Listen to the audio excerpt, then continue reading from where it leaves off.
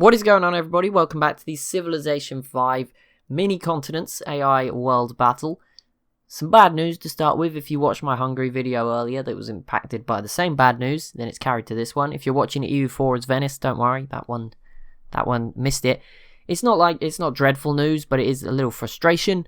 Essentially, when I recorded yesterday, my monitor broke. My one of my monitors, the main one that everything is on, broke. And then I just sort of switched back into the other one on its own. I recorded an episode, but for whatever reason, the computer still decided to record the blank screen. I don't even know how it did that. It wasn't even plugged in. I don't even know. So yeah, it just recorded like a black screen for 15 minutes instead. And I'd already saved the game before I even noticed this had happened. I just assumed there's one monitor plugged in. It's going to do it that one. Now this time it does appear to be working fine. Fingers crossed. It worked for the Hungary episode I just recorded. Hopefully it'll work for this one. But yeah, we are 20 turns or so further ahead, and a lot happened. So I'm going to try and take you through everything that happened yesterday while trying to remember. So we'll start in one corner of the map and work our way around. Australia is still looking pretty similar, although they have some new settlers out. So that's a nice easy start for us. A few civs exploring the Indonesian islands, I should say. The Jar managed to get a city here on Taiwan. Not this again. Siam, pretty much the same. Japan is up to 4 cities with a couple of settlers maybe trying to get off the island. Korea conquered Beijing. That was a pretty big event. Mongolia is still going after Shanghai, and they also settled some new cities. So that's pretty big up in Northeast Asia. India's just here, as is the Khazar. They've not done anything super new. Babylon took a city off Byzantium. That might have happened yesterday. That might have happened in episode 2. I can't remember. I think it might have already happened. But yeah, this area is pretty much the same apart from that. Come over here. Rome's grabbed a couple more cities. France is fighting Spain. And I think England is also fighting France. But that's sort of stalled a little bit now. But yeah, France did nearly grab Seville. But it seems like that is, that's come to a halt for now. Germany grabbed Łódź off Poland, who is now, the Huns took Warsaw and Krakow. Just Ruklaw left. We'll see if Russia can get that. Byzantium did settle on this side of the Black Sea as well, and here's the rest of Russia and the Huns. In Africa, Egypt is fighting off Mercuria at the moment. We'll see how that goes. Ethiopia has blocked off Rhodesia from coming up this way. Burundi's obviously here as well, Mercuria. And then, Rhodesia killed off the Zulu, but we'll see. Now they're sort of stuck down here in the south, so we'll see how they play it. Congo and Benin, pretty much the same. I think this is all the same. Although the Garamantes are about to die to Carthage, and Songhai took this city off of the Garamantes. Morocco nearly took Nyeni here, but they failed, sadly. So Ethiopia and Rhodesia are teaming up on Burundi, but I think Burundi will be safe. It will be an insane effort to get to either of these cities. South America, the Civs stepped it up a bit. Brazil with another city. And the Inca grabbed quite a few more down here. This one's new. And the Aztecs are starting to push down this way as well. So I'm expecting them to be some of the upstart civs of the coming episodes. Because especially when you see Texas is sort of stuck here. California did get another city as well. The Sioux have settled almost all around the US. But the US did grab the Great Wall to protect themselves. And the Shoshone, I don't know what they're up to. I think they're trying to attack California. Very not going well for them at all at the moment. But there we go. That was a quick recap of things. Well, not even a recap, because you guys hadn't seen it. But obviously, I saw it all yesterday. But yeah, it looks like it's working now. And the US actually just did settle Philadelphia. That's new. I didn't see that yesterday, but that is new. So that has split. At least cut off this Sioux city. Yeah, good move, I think, just to get one more city at the very least. I don't think the US are doing too bad, to be honest. You can see they have a tech advantage on the Sioux. But they are smaller, so they will need to have a successful war at some point, or at least team up with the Shoshone and have a bit of a good go at it. Just buy yourselves some time. Okay, what the heck? Okay, that was a lot more. It was like this. I could just see that empty bit. I was like, okay, but no, it's not that much further.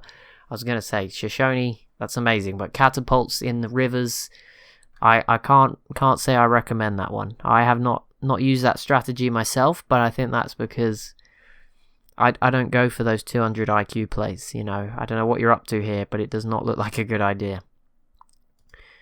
Britain did arrive in Denmark. I think I didn't even cover that topic, but yeah, Britain has a city in Denmark. They did fight Germany for a while, but that ended. Attila has declared war on Babylon. We'll see. And the capital just fell. Where was that? Carthage did grab the Garamantes capital. That was sort of certainly going to happen, so there we go. The Huns in India v Babylon. I mean, neither of them actually on the same continent anymore because it's been divided up. But yeah, that should be okay. Yeah, I mean, Babylon will be fine. They don't have a load of boats or anything, so they're fine. And the Sioux completed Borobudur, the most important wonder, and that is very bold. Korea, of course, just conquered Beijing a few turns ago, and now all of a sudden Japan is declaring war on them. Now, I don't think much will come of this. Japan doesn't have a whole lot of boats, but, you know, it just sets a sign that Japan is not afraid to go after them. So we'll see how that pans out. Congo versus Benin, they do border each other, so this is pretty big. It's Congo trying to get out of down here, and with the Songhai from the north, although there's just all kinds of units up here. This is a mess. Mali's in the Songhai territory, Carthage is here. The Songhai are in Carthage's land. I don't know who's fighting who. We'll see when the cities fall, at least we'll be able to tell. And in terms of Burundi, yeah, they're going to be fine. They're surely going to be fine. These cities are some of the most hardest, best defended cities in the world. Like these two and this Siam city up in the mountains are just insane. This city looks so cool as well, just up in the snow. I hope it doesn't get cut off. I hope they at least have some connection to it. Carthage versus Egypt, that is over the new Mega Nile, I guess we could call it, just to the west, that we replaced the other Nile with. I would have maybe put it here, but it would have just like cut off Ethiopia and Egypt for the whole game and made it not very interesting. So I sort of went more straight down the middle, and then thought we'd preserve Congo. So yeah, that's what happened. That was the idea behind that river. Yeah, we'll see. Carthage probably not going to do too much. Rome again, not many boats for them, so don't expect a lot of ballistas. That is pretty intimidating. We'll see what they get up to with all of those. There was a point where it looked like they might go after Germany, when Germany was just sort of not weak, but you know, they just used their units against Poland and stuff. So I thought that might have been the moment, but nothing really happened then. And there we go, Arabia, Babylon. That's a little bit better. That's more close. Mercuria and Egypt do peace out, and Egypt survives that, and Poland has been eliminated. So I think them and the Zulu, the only two to be eliminated so far. Hope I haven't forgot anybody. Oh, and the Garamantes too. So that's 3.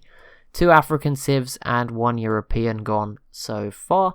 And there you go. Russia does grab the city of Reclaw. They put a lot of effort into this. I feel like the Huns did steal away Krakow and Warsaw.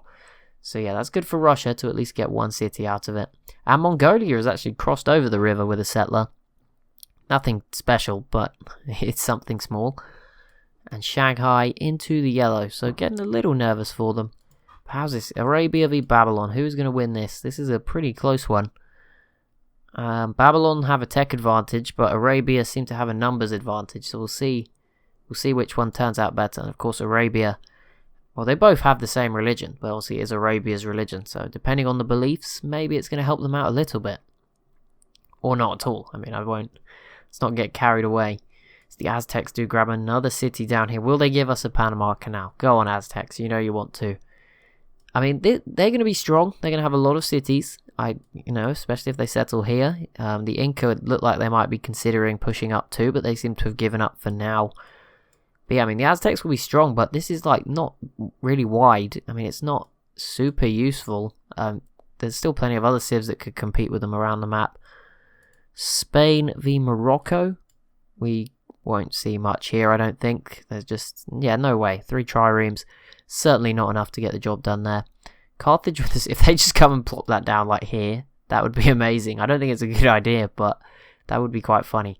I don't know where Carthage should settle, to be honest. I mean, here is not the worst spot. Just like have access to this like bay area.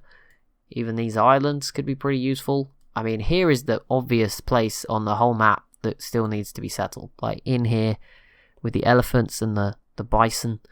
Just other resources. Rome has sort of stolen away some of the other resources, but this would be a prime spot to settle, just like where Greece normally is.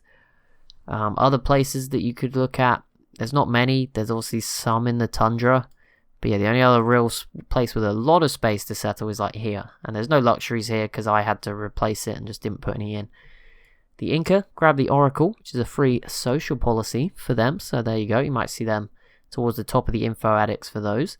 Of course, they're probably going to be up there for money as well with the Chiro de Potosi Natural Wonder giving them 10 gold per turn.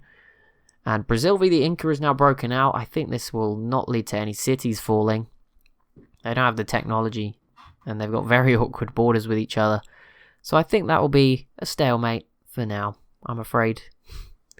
Sorry guys, don't want to burst your bubble. Brazil, bear in mind though, Brazil declaring it, just a sign maybe they are a little bit stronger. And America, there we go. I'm happy with that. The civ I picked is the first into the Renaissance era somehow, with 3 settlers ready to go as well at some point.